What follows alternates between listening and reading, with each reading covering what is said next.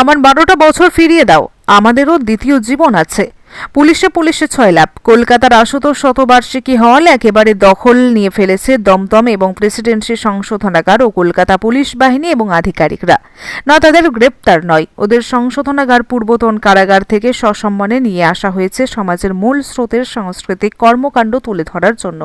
আসলে ওরাও তো সমাজের নাগরিক। ওরা অনিচ্ছাকৃত ভুল করে অপরাধ করলেও আইনের চোখে তারা অপরাধী, কারণ অপরাধের ভিন্নতা থাকলেও আইনের ধারা তো এক। কিন্তু ওরাও তো আর 5টা মানুষের মতো সাধারণ নাগরিক। সংশোধনাগারে আবাসিক জীবন কাটানোর পরও ওদের যে দ্বিতীয় জীবন আছে সেটা উপলব্ধি করে ফেলেন কলকাতা উচ্চ আদালতের আইনজীবী সম্পূর্ণা দত্ত। তিনি তার পেশার ঊর্ধ্বে গিয়ে শুধুমাত্র পরিষেবার ব্রত নিয়ে এগিয়ে এসেছেন। সাজাপ্রাপ্ত আবাসিকদের জীবন কাহিনী নিয়ে এক অসাধারণ কাজ করে ফেলেছেন তিনি। দীর্ঘদিন ধরে বিভিন্ন সংশোধনাগারে ঘুরে ঘুরে আবাসিক বন্দীদের জীবন, তাদের বঞ্চনা, অর্থের অভাবে সঠিক বিচার না পাওয়া, এ সমস্ত কাহিনী নিয়েই তার লড়াই। শুক্রবার আশুতোষ শতবার্ষিকী হলে সাজাপ্রাপ্ত আবাসিকদের নিয়ে তার প্রথম তথ্যচিত্র আই অ্যাম এ সিটিজেন 2 প্রদর্শিত হল। তথ্যচিত্রটিতে মূলত সংশোধনাগারের আবাসিকদের বন্দী জীবন নিয়ে নানান কাহিনী তুলে ধরা হয়েছে। এদিন আই অ্যাম এ সিটিজেন 2 শীর্ষক অনুষ্ঠানে 2টি সংশোধনাগারের প্রায় 40 জন আবাসিক বন্দী দেশত্যাবোধক সঙ্গীত এবং নৃত্যে অংশগ্রহণ করে। এদিন রূপান্তর নামে এক বন্দী মুক্তি লাভ করে। তার আগামী জীবনের শুভকামনা করে বেশ কিছু উপহার ও 10,000 টাকা অনুদান তুলে দেন আইনজীবী সম্পূর্ণা। ব্যতিক্রমী এই অনুষ্ঠানে উপস্থিত ছিলেন কলকাতা উচ্চ আদালতের বিচারপতি সব্যসাচী ভট্টাচার্য, রাজ্যের মন্ত্রী উজ্জ্বল বিশ্বাস, বিশিষ্ট সমাজসেবী এবং নৃত্যশিল্পী অলকানন্দ রায়, অধ্যক্ষ ডক্টর বানবী বন্দ্যোপাধ্যায়, রাজ্যসভার প্রাক্তন সাংসদ এবং রাজনৈতিক কর্মী কুণাল ঘোষ প্রমুখ। এদিনের অনুষ্ঠান সম্পর্কে আইনজীবী সম্পূর্ণা ঘোষ জানান, screening I am a citizen 2 a fair second chance. আমার মনে হয় যে এই নামটা ইটসেলফ ইজ সেলফ এক্সপ্লেনেটরি। এই ডকুমেন্টারিটা করার একমাত্র কারণ হচ্ছে আমি ওয়েস্ট বেঙ্গলের প্রচুর কারেকশনাল হোমে নিজে যাই এবং আমি ওদের সাথে কাজ করি। যেহেতু আমি ক্যালকাটা হাইকোর্টের এখন প্র্যাকটিসিং লয়ার, তাই আমি ওদের সাথে কাজ করি এবং যখন আমি যাই আমি ওদেরকে দাদা বলি, ওরা কিন্তু আমাকে দিদিই বলে।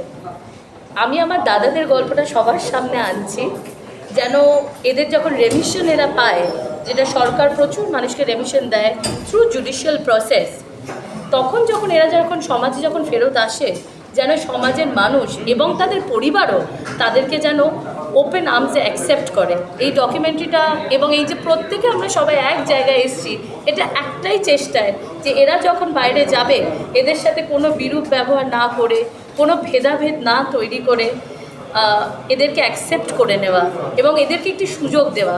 দেখুন, অপরাধ ভুল সবাই করে। আমি আগেও যেটা বললাম এখনও বলবো, ধরুন একটা লোকের সাথে একটা লোকের ঝগড়া হলো, একটা বালতি ছুড়লো, তার মাথায় লাগলো, সেই মানুষটি একটি অ্যাক্সিডেন্টে মারা গেল। সেই লোকটা কিন্তু বুঝতে পারে না যে আমি এই কাজটা করেছি তাকে মারবো বলে। কিন্তু আমাদেরকে এটা বুঝতে হবে যে যে মানুষটা মারলো সে কি মারবো বলে মারলো না, কিন্তু এটা কিন্তু একটা অ্যাক্সিডেন্ট। এবং আমরা যেটা বুঝতে পারি না সেটা হচ্ছে ধারাটা এক, কিন্তু মানসিকতাটা কিন্তু দুটো মানুষের আলাদা। এই ছাঁকনির কাজটাই আমরা করছি এবং আমাদের একটা ইয়াং টিম আছে যারা সবাই মিলে আমরা একসাথে এই কাজটা করছি। আমরা এই ছাঁকনিটাতে ছেঁকে যাদেরকে নিয়ে এসে আমরা সমাজের কাছে তাদেরকে আবার ফেরত দেওয়াতে চাইছি। আপনারা যখন আজকে দেখবেন, শুধু এটা ডকুমেন্টারি স্ক্রিনিং নয়, এখানে দমদম সংশোধনাগার এবং প্রেসিডেন্সি সংশোধনাগার পারফর্ম করবেন।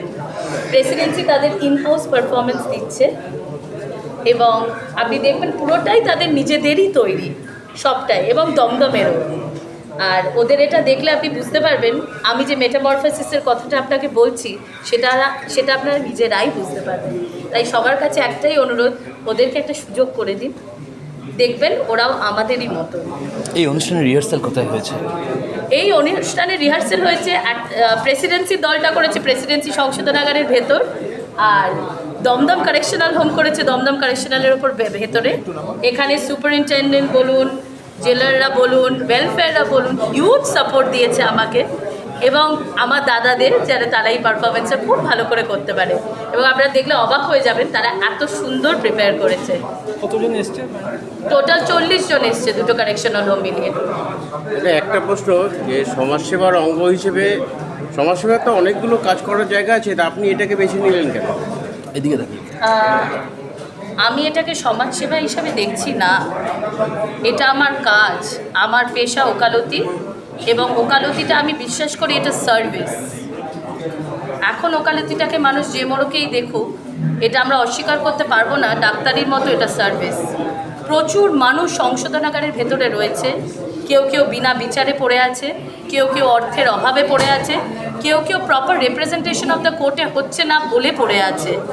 তাই অনেক জায়গা হয়তো আছে, তাতে অনেক বড় বড় মানুষ অলরেডি কাজ করছে, কিন্তু এই সংশোধনাগারের ভেতরে তাদের স্পিডি জাজমেন্ট করিয়ে দেওয়া বা ট্রায়াল বা রেমিশন প্রসেসটা সরকারের কাছে নিয়ে যাওয়ার কাজটাও তো কাউকে করতে হবে। তাই I am a citizen two বলে একটা মুভমেন্ট শুরু করছি, যেন সবাই মিলে এই কাজটা আমরা করতে পারি।